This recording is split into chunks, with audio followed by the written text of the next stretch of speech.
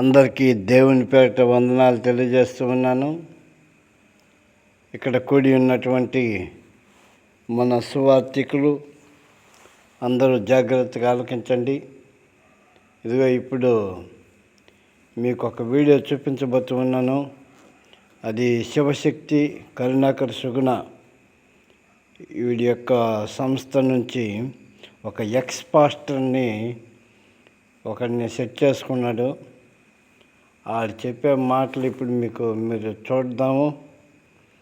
ఈ మాటలకి సరైన సమాధానం మీరందరూ కూడా ఆన్లైన్ ద్వారా మన ప్రజలు అవగాహన చేసుకున్నట్లు, అలాగే మన బంధువులు హిందూ బంధువులు అర్థం చేసుకున్నట్లు మీరు సరి అయిన సమాధానం ప్రజల్లోకి తీసుకెళ్ళండి. చూద్దాం, వీడియో చూపిస్తాను, చూడండి. అందరికీ నమస్కారం. శివశక్తి ఎక్స్ పాస్టర్ మీ అందరికీ కూడా నా హృదయపూర్వక నమస్కారాలు తెలియజేస్తూ ఉన్నాను. నిజమైన దేవుడు ఎవరు? బైబిల్ గ్రంథము ఏమని సెలవిస్తూ ఉన్నది అంటే, నిజమైన దేవుడు యెహోవా అంట. మనము పూజించేటటువంటి దేవుళ్ళు దేవతలు వారు దేవుళ్ళు కాదంట.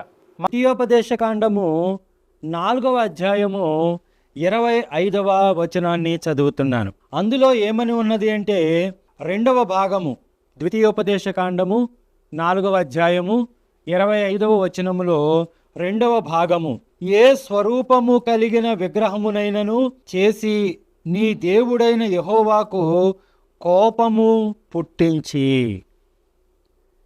ఏ స్వరూపము కలిగినటువంటి విగ్రహాన్ని చేసుకోకూడదంట, ఆయనకు కోపము పుట్టించకూడదంట. చూడండి, మనము ఏ స్వరూపాన్ని చేసుకున్నా, ఏ విగ్రహాన్ని చేసుకున్నా ఆయనకి ఏమొస్తుందంట? కోపము వస్తుందంట. ఆయన ఒక్కడే దేవుడంట, ఆయన్నే నమ్మాలంట, ఆయన్నే ఆరాధించాలంట. ఇది ఋగ్వేదంలో రాయబడి ఉంది. ఆ విశ్వకారుణకు కాళ్ళు చేతులు లేవు. ఏంది? ఈ విశ్వాన్ని సృష్టించినటువంటి కారకుడికి కాళ్ళు చేతులు లేవట. అయినను అతడు తొందరగా నడవగలడు, అన్నింటినీ పట్టుకొనగలడు. వానికి కన్నులు చెవులు లేవు, అయినను చూడగలడు, వినగలడు. ఎంత ఏళ్ళ తెలియదగిన దానినంతటినీ అతడు తెలుసుకొనును, కానీ అతని నెరుంగువాడు మాత్రము లేడు. అనగా అతని విశ్వరూపమును సంపూర్ణముగా నెరుంగువాడు లేడని భావము.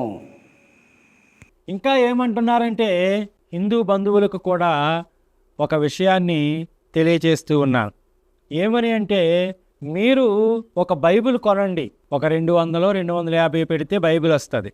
అందులో ఈ యొక్క శివశక్తి ఆధ్యాత్మిక వేదికలో జరిగేటటువంటి ప్రతి ఒక్క కార్యక్రమాన్ని కూడా బైబిల్ మీద మాట్లాడుతూ ఉంటారు.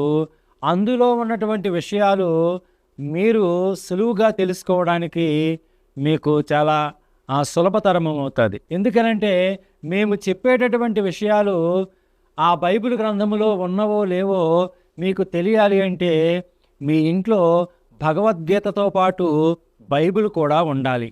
ఈ యొక్క ద్వితీయోపదేశకాండము 4వ అధ్యాయము 28వ వచనములో ఏమని ఉన్నది అంటే, రాతి దేవతలంట, అవి చూడవంట, అవి వినవంట, అవి తినవంట. ఏమంటున్నారు బైబిల్ దేవుడు? మనము పూజించేటటువంటి ఏ దేవీ దేవతలు దేవుళ్ళై ఉన్నారో వాళ్ళంతా కూడా రాతి దేవతలంట. అవి చూడవంట, వినవంట, తినవంట. మేము చెప్పేది కూడా అదేంట్రా స్వామి. ఇప్పుడు నీ వెనకాల ఏదో ఒక విగ్రహాన్ని పెట్టుకొని ఉండవు, దాంతో తిరిగి నీకు సమాధానం చెప్తుందేమో. మాట్లాడతావా? మాట్లాడరా? దాని కాళ్ళు కింద తొక్కు అరుస్తుందేమో. అదిరా మేము చెప్పేది. అజ్ఞానులారా, ఎట్ట చెప్తే అర్థం అవుతుందిరా మీకు? ఋగ్వేదాలు మీరు హిందూ గ్రంథాలు చెప్తుండయి, వాటి కాళ్ళు చేతులు లేవు, ముక్కు నోరు లేవు, వాటిని ఆ పరమాత్మను చూసిన వాడు ఎవడు లేడు అని ఒక పక్క వేదాలు ఘోషిస్తూ ఉంటే మీరు ముక్కులు చెవులు నోళ్ళు కాళ్ళు చేతులు అన్నీ పెట్టి వాటిని పూజిస్తూ ఉండరు. మీరు ఆయన ఎట్టున్నాడు ఈ విశ్వాన్ని చేసినటువంటి సృష్టికర్త ఎట్టుండాడని తెలిసి మీరు ఈ విగ్రహాన్ని చేశారా? అవి చూడవంట, మాట్లాడవంట, వాసన చూడవంట. ఎక్కడా అన్నం పెట్టరా తింటాయా? చెప్పేదానికి బుద్ధి ఉండాలి.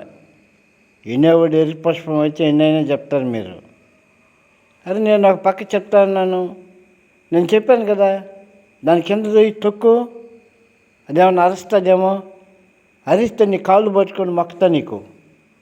తెక్కలోడని అర్థం చేసుకోలేంది.